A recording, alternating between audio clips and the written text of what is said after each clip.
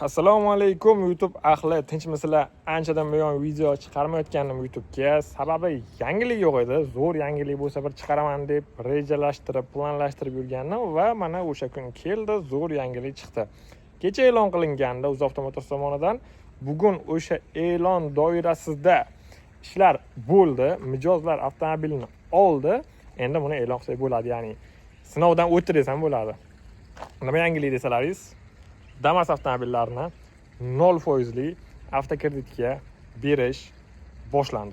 Zo'r yangilik. Sizlarga shu videoda qisqaroq qilib tushuntirishga harakat qilaman. Navoiy avtotex xizmat avtosalonida doimgidek men ish faoliyatimni olib boryapman. Adashmasam respublika bo'yicha birinchilardan bo'lib Damas avtomobilini 0% avtokreditga berdik. Balkim birinchilardan bo'libdir, lekin hali hech kimni avtokreditga 0% berdik deganini eshitganim yo'q. Bugun mijozimizga rassrochka emas, bu avtokredit doirasiga berdik. Qaranglar, sizlarga kerakli ma'lumotlarni aytib o'taman. 0% qanday tartibda bo'ladi? Sekin-sekin ichkariga kiraversam bo'lardi. 50% ni to'lasalaringiz 22 oyga 0% ga olasizlar. Hech qanaqa ustama foizi yo'q. Agar 22 oy kamlik qiladi desangiz, boshqa variantlari ham bor. 36 oyga 9% dan beriladi. Kecha hisoblagandim. Agar 36 oyga olsangiz, mana shu 9% 36 oyga ustiga greta 7 million so'm atrofidami? Balki adashayotgandirman, 1-2 so'm. 7 million so'm atrofiga ustiga tug'yapti. 3 yilga. Bu yomon emas, 7 million so'm 3 yilga zo'r menimcha. 60 oyga ham olsanglar bo'ladi, 15% dan. Men qo'ygan grafikni o'zingizlar ko'rishinglar mumkin. Bir kunda olib chiqib ketib bilamizmi deydiganlar uchun. Ertalab mijozlarimiz kelgandilar.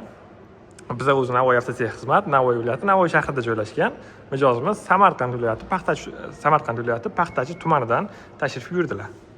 Bemalol bizdan kelib oldilar. Viloyat tanlangani yo'q.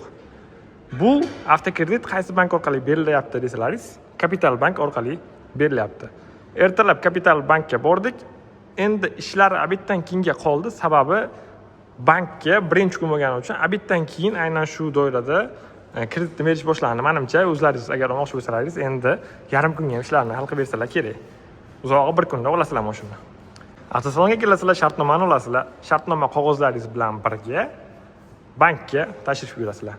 Bank sizlarni kredit istoriyalaringizni tekshiradi. Oylik ish haqqi so'ramaydi. Kredit istoriyalaringiz, o'sha katimlaringiz yaxshi chiqsa, muammosiz sizga ushbu grafik bilan Damas avtomobilni chiqarib beradi. Aytib o'tdim, bir kunga bemalol chiqarsa bo'ladi. Labo bormi deydiganlar uchun afsuski labo yo'q. Damasni 3 xil varianti bor. O'zimiz bilib ko'rib yurgan Damas DX Style Plus. Bundan tashqarida ham ko'rsatdim, kombi varianti, oxirgi qatori yo'q, mana bu yopiq varianti. Kombi varianti ham mavjud va van varianti, ya'ni umuman o'tiradigan orqa joyi yo'q. Faqat yuk tashish uchun mo'ljallangan variantlarini ushbu grafik orqali sotib olsalaringiz bo'ladi bemalol. Davlat ishida ishlayman, foizi pastroq bo'ladimi men uchun? Mana bu 11% ila 10% mi, 9% mi bo'ladimi deydiganlar uchun yo'q, bu grafik o'zgarmaydi. Ish haqqlaringiz bo'lsa ham, bo'lmasa ham ishlamasanglar hech qayerda shu soliq ilovasidan o'zini band qilgan degan qog'oz olasizlar, hujjat olasizlar. Balkim to'lov bordir, aniq ma'lumotga ega emasman. Agar ma'lumotinglar bo'lsa, o'sha o'zini band qilgan degan qog'oz olish uchun qancha ketishiga kommentariyaga albatta narxini yozsanglar, hammaga foydanglar tekkan bo'lar edi.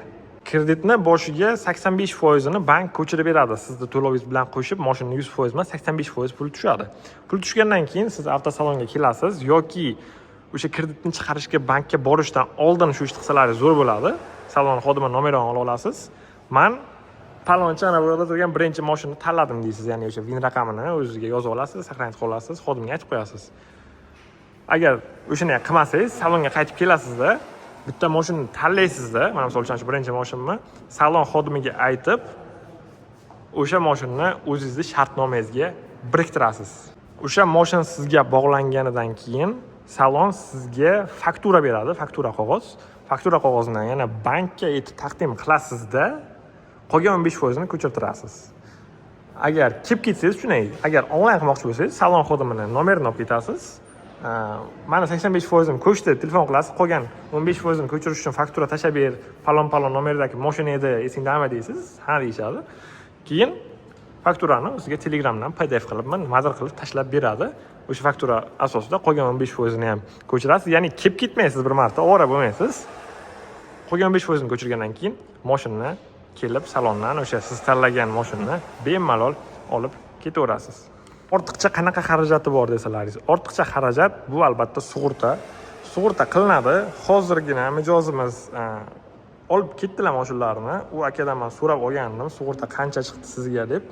Bir daqiqa Telegram kanalimga yozib qo'ygandim obunachilarim uchun ma'lumot tarzida. Mana grafiklari ham o'sha chiqqan. Sug'urtasi 1.350 ming chiqqan. 50% ni to'laganlar, qolgan 50% ni o'sha 22 oyiga bo'lib to'lash uchun 1.350 ming so'm atrofida chiqdi sug'urtasi dedilar. Endi kamroq 20% to'lasalaringiz sug'urtasi ko'proq chiqadi. Lekin 50% to'lasalaringiz, ya'ni o'sha 5% olish uchun bo'lgan imkoniyatda 1.350 ming so'm. Bu menimcha zo'r, chunki ayrim banklarda boshqa mashinaga kredit chiqarsalaringiz 3-4-2 million atrofida ham chiqib qolyapti. Aytib o'tdim, bu rassrochka emas, ya'ni salon tomonidan berilgani yo'q. Bu 0% avtokredit o'rtada salon va mijoz o'rtasida bank turibdi. Ya'ni bank pulni 100% salonga tashlab beradi va salon o'rtadan chiqib ketadi va hisob kitobni siz bank bilan qilaverasiz. Menimcha bu savol aniq beriladi.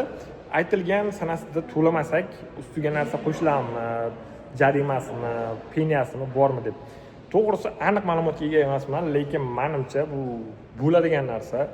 Chunki o'sha nimadir qo'ymasa, odamlar to'lamaydi. O'zimiz rassrochkaga ham har bir o'tgan kun uchun 100 ming so'm jarimasi bor. Agar shu jarima bo'lmasa, ko'p aytganda odamlar bir joyga qo'yib qo'yadi. Men to'lamaydi, bo'ldi, oladi deydi. Shu jarimasi borligi uchun sal mas'uliyatni his qilib, bo'ldi, men to'lashim kerak, falon sanagacha, 15-sanagacha deb aytishadi. Unaqa 100% fakt bo'lganini tan olish kerak xolos. Haftada to'lab ko'rsanglar hech qanaqa muammo bo'lmaydi. Menimcha to'lash unaqa qiyin emas, chunki oylik grafik eng noqulay shaklda, ya'ni kam to'lab, yilni kamroq olgan taqdirda ham 3 million atrofida chiqyapti. Agar normalni olsangiz 1,5 million, 2 million atrofida chiqyapti. Grafikni afsuski YouTube'ga qoldirishning iloji yo'q. Описаниеda ham, kommentariyada ham birinchilikka zakripit qilib qo'yaman. Telegram kanalim mana shu Avtoblogus Telegram kanali. Bu o'z kanalimga men to'liq, ya'ni 2 yilga 20% bilan qanchadan chiqadi, 5 yilga qanchadan chiqadi, 50% ni to'lasa qanchadan chiqadi, hammasini menda rasmlari bor. O'sha rasmlarni tashlab qo'yaman. Telegram kanalimga o'tib olib, grafiklardan foydalanib, manfaatli yo'lda foydalanishlaringiz mumkin. Viloyat bo'yicha qandaydir savol bo'lishi mumkin. Ya'ni biza misol uchun Buxoro viloyati G'ijduvon tumanidamiz. Biza Buxoro shaharga borganimizdan ko'ra Navoiyga kelishimiz yaqinroq bo'ladi. Borsak bo'ladimi deydiganlar uchun bemalol bo'laveradi. Bank aytishdi, bugun ertalab borib so'raganimda biz viloyat tanlamaymiz. Samarqanddan ham kelaversa bo'ladi, bu yoqqa sizlarga yaqinroq Buxorodan ham kelaversa bo'ladi, chiqarib beraveramiz degandilar. Endi shunaqa savollar ham tushadi ko'p. Bemalol xohlagan viloyatlaringizdan olishlaringiz mumkin. Aytib o'tdim, men Navoiy xizmat avtosalonidaman. Buxoro, Navoiy, Samarqand qiziqish bo'lsa, bemalol Telegramdan yozishib yoki kol markazlarimizga telefon qilib kelib avtomashina xarid qilishingiz mumkin. Xoh Onyx bo'lsin, xoh Tracker bo'lsin, xoh Damas bo'lsin. Videom sizlarga ham yoqqan bo'lsa, like bosib qo'yishni unutmanglar. Kanalimga yangi kelganlar, birinchi marta meni videolarimni ko'rayotganlar, obuna bo'lib qo'yinglar. Sababi maksimal tez, maksimal sifatli sizlarga ma'lumotlarni berishda hali beri davom etaman. Va ochiqchasiga albatta men plyuslarini ham, minuslarini ham aytib o'tganman. Sog' bo'linglar, salomat bo'linglar. Montaj jarayonida o'z bir narsani sezib qoldim. Bu uchun sizlardan uzr so'rayman. Kimlargadir bu noqulaylik tug'dirgan bo'lishi mumkin. Bitta ikkita ma'lumot berib, kadrlarni uzib olganman. To'g'risini aytsam, tomog'im og'rib qolgan. Ikkita gap gapirganimcha, o'sha gapirolmaydigan holatga kelib qolganman. Hozir montaj jarayonida shuni sezib qoldim. Sizlardan uzr so'rayman. Sizlar ham meni mehnatimni qo'llab-quvvatlab, o'zi qo'llab-quvvatlashning bitta yo'li bor. Like, podpiska. Shuni izladigan umiddaman. Sizlardan ham uzr so'rayman. Charchamanglar.